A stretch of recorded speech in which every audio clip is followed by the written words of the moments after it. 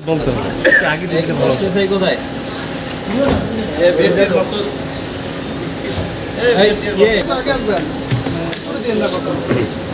পরে চিনিটা গরম গরম সিটিসি টু র্যাব 11-এর পক্ষ থেকে কুমিল্লা ক্যাম্পের পক্ষ থেকে সাংবাদিক বৃন্দ আপনাদের সবাইকে স্বাগত জানাচ্ছি। প্রাথমিকভাবে জানা গিয়েছে যে আমিনুল ইসলাম কুমিল্লা ক্যান্টনমেন্ট দেবিদার দক্ষিণ এলাকার জনক ফরিদ উদ্দিন ঘটনাস্থল হুমায়ুন এন্টারপ্রাইজের মালিকানাধীন